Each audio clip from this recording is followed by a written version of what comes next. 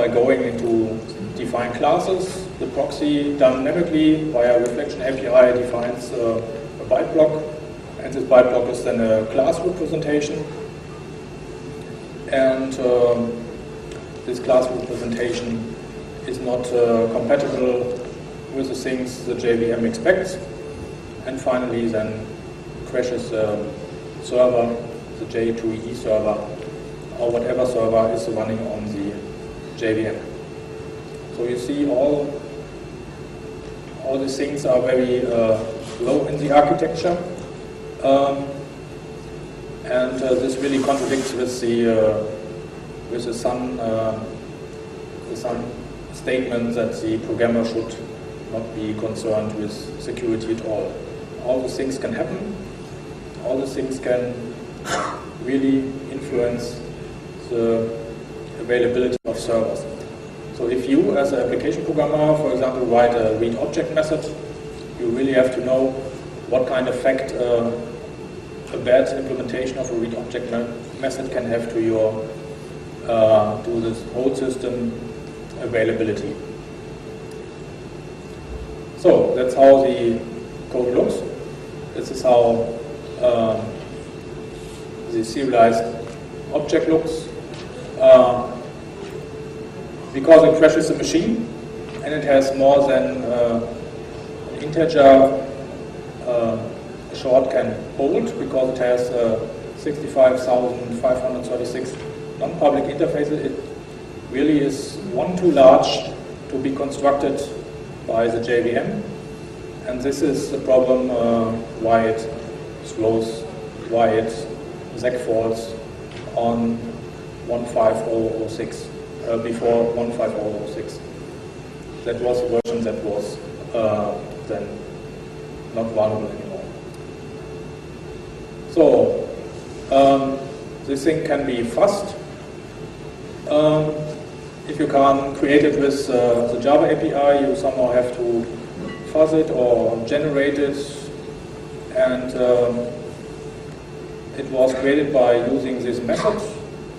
It generated proxy objects of specific lengths, and if you fill it with 65,536 interfaces, you really don't have the problem to construct it with Java APIs. You just chain the bytes behind each other, and you have to fulfill some integrity constraints. For example, the length has to be the one I want, which is done in the second step, which is written after the header.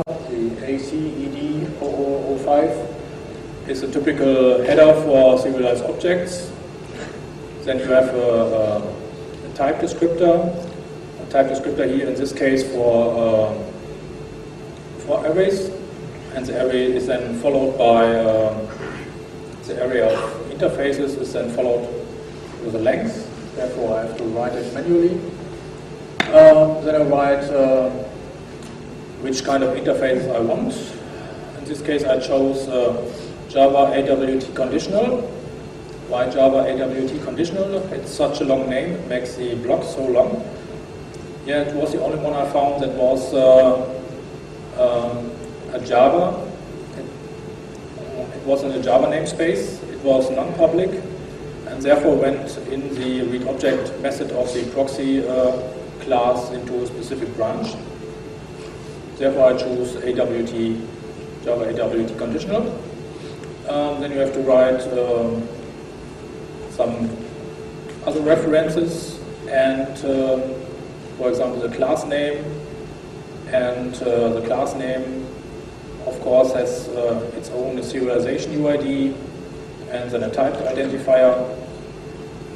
And it has an invocation handler. In the invocation handler, it just belongs to a proxy. The invocation handler is itself an interface, and calls can be is like an interceptor. between invocation calls in the JVM. So this is a way to construct such an object, and because it's one too large than the JVM can handle, it then crashes the remote server, which can be J2E server or whatever kind of server. So how did the Sun guys then refactor it? How did they fix a bug? It's not, the current version is not vulnerable anymore. So they just added this check to the code, and when you now send such an object representation to the remote server, you don't end up anymore with a crash. You end up in this benign message interface limit exceeded, and which keeps the server alive, and the server is still alive and can keep on working. But this is really an example how native code can be triggered by some construction of objects, artificially creating objects outside the JVM to have it handled inside the JVM and have it crashing. So these are all low-level JDK vulnerabilities. How do they impact J2E? Yeah, we have seen the JVMs in a J2E application, in a J2E environment. They communicate with each other, and they exchange objects. So if they exchange objects, I can send a vulnerable object.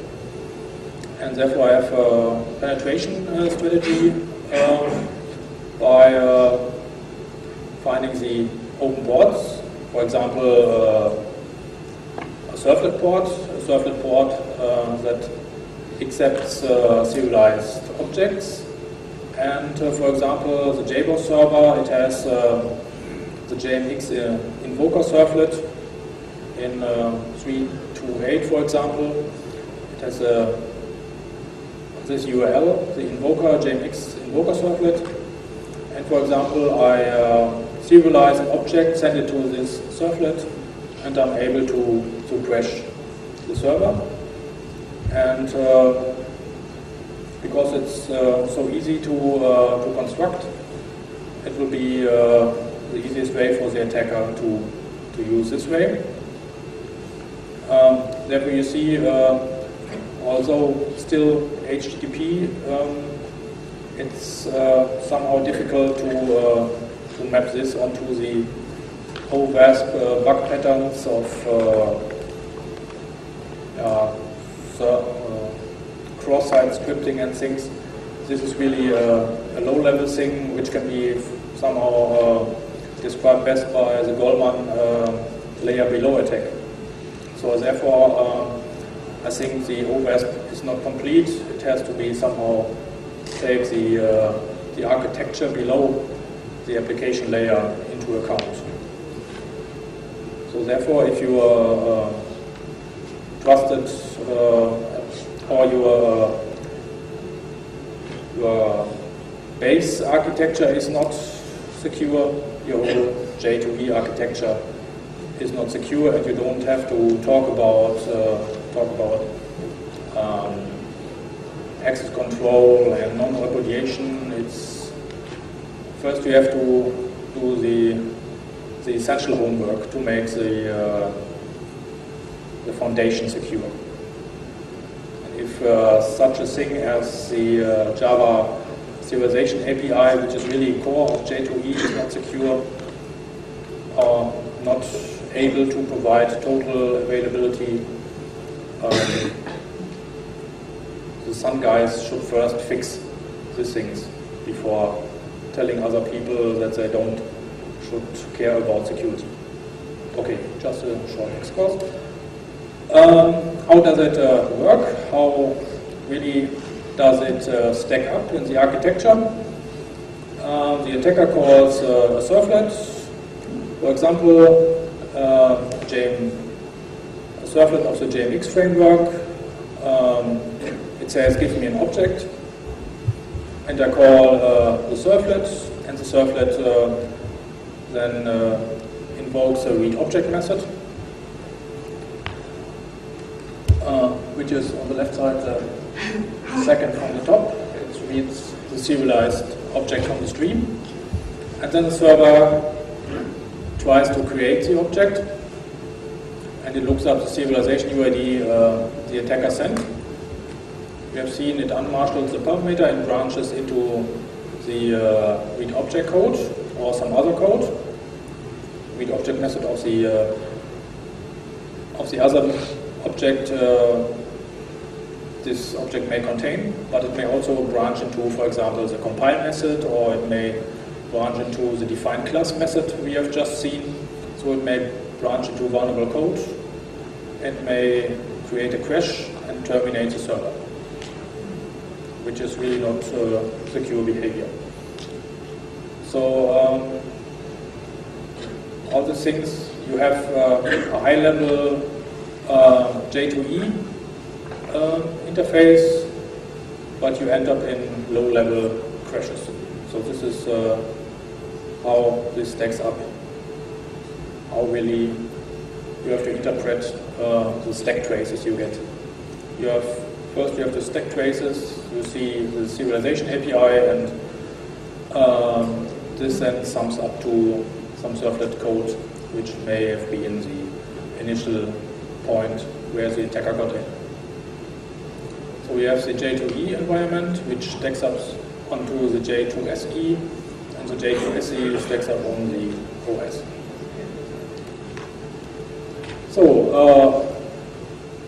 long talk, short conclusion of what have we seen today. We have shown that OWASP not only affects J2E pen testing by handling the ordinary HTTP misuse cases, like which are all the same for PHP and Perl CGI and whatever. Now, here in Java, system near APIs are also affected. Implementation bugs deep inside the JVM may be reachable via user input. So it may give you the opportunity to really harm the J2E availability. So this falls into category 1 of the OWASP catalog, unvalidated input. So some guys really don't validate the inputs before they branch into read object method. Here's somehow a constraint framework is missing where you can intercept the parameters. Maybe aspect-oriented programming may be a thing, but in the core classes you don't want to manipulate the core classes. Okay, this is a write once, crash anywhere approach. These vulnerabilities not only crash the Sun JDK but also the IBM JDK, and today I'm presenting with the Mac, also the Mac JDK. So the demo works. As J2E inherits a bug from the underlying J2SE architecture, this is an example for a layer below attack. And as I said before, a policy-driven approach may be helpful to reduce the attack surface by restricting the serialization features of the JDK when used in exposed scenarios such as J2E.